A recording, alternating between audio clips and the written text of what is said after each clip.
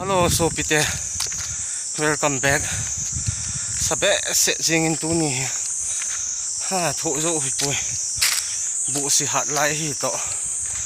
Bu si he lang the in tu la. Ke yong ai bol sa le. Lo chang ka ne ne le. Ka lung ngol che chu yin. Su sa yang ko the hi be. Ka lu bu ging hen hun. Tua sat ki pan be ma. Iti hay yang hung sa ta le yang iti di hon asat dan so lang hoban lang hoban thing phung dim se na thing phung ki khoi lo lo hin ai wanga sat ki tho zo lo thing phung tha sam na ho iti di tam i gel le da thi wang hi be tua sat ki pan be ma tho zo hui ta lo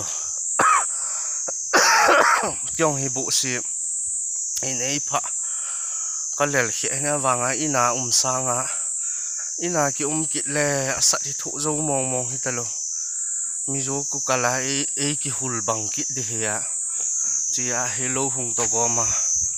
hui dom na avot dom na la ki hol le ai te sawang sabe se te chia chu thing phung fu di tha se lo diu he tu sang ha hong kho se che ding thing phung fu he ta se sum se lo di hi yang ji chu idam thei na diu sat le da bi tho zo na diu wa he pani la wa ni mo pu na chi wa i gal diu he asat he kho se be se tai asat le saval adap le dap wal ki to thei mong ta lo chi ya du lai yang he bu si hi ti ha na lien an yau adam kadam se li ti be se lum lo bu si hi yang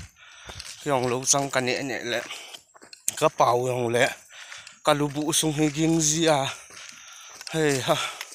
hol sunga concert ki bol bang jing i ha pau them le chilang kho ke lo hi tai kho in ngap mong ta lo sat hi kho si be se je mun tin gola gep la phat hi to gam me ho yong ka ki jing hi tan ki chi thei ten wang ngai di se na gam la dunga tha dum chep ho beri chep ho tu lai he beri vam ho bong ho ga ki pai na ayong mi gam pheng ka yin the ya dum chep ho yong ha ta ki chi thei di he to a he ken mei het pu le dum chep lo ji a wang ke dinga na wa ai wang a chu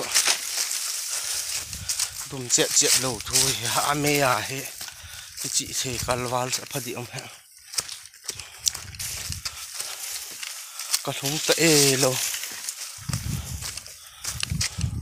thil phungo hin do kal hi ki nga lel be se tha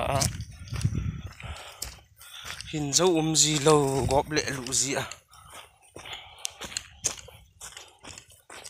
hilang i lut kha le wang awat chen in nom be se ji sa kho sit lai ta le lang hi lut kha le wa chen no ma no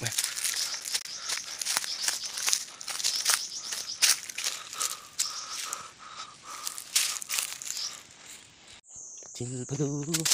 son đôi cuồng kia til si giống đi cuồng kia vài liền đi đàn tay đã tiêu mày chim đồ chim sẹn lại chọn làm tay đi đàn tay ui cha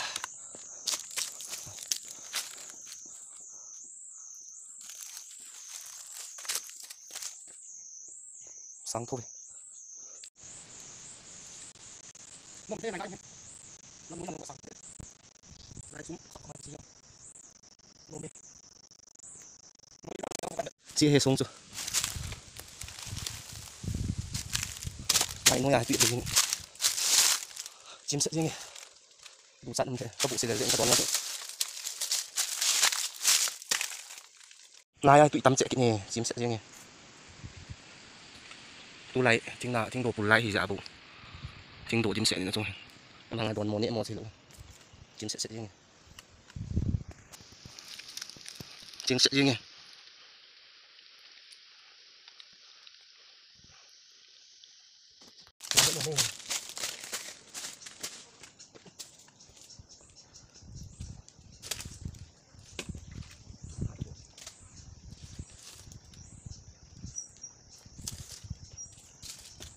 sẽ nghe nó tan chu sắp này lệ lại hoa hay cái tuần lệ cái tầm cuối tôi nó sẽ nghe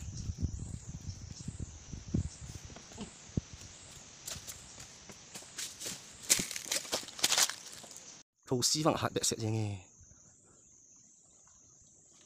tụi ông sau thông này lại ông tụi miếng sẽ nghe mas lại pa cho cái này liệu pamai sẽ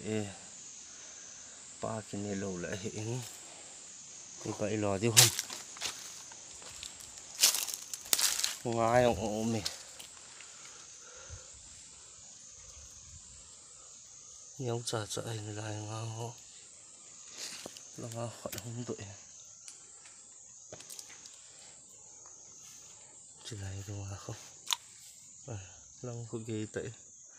cái thòn măng tệ nó gạt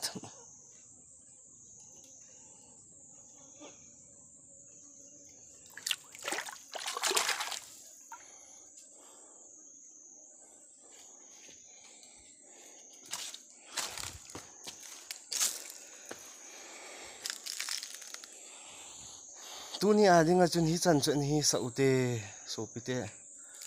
cái đầm mò thím xe su to hi lệ video yang su sa yang thể hiện cái dòng lễ đậm một lệ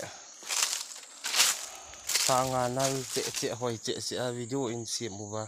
in việt dòng dinh điệu hiên là ngã hạ đầu tiên còn thua tới in bận là dinh đầu tiên hi chân chân hi sầu tê tu ni à đi nghe đâm xe chị ta về bye bye.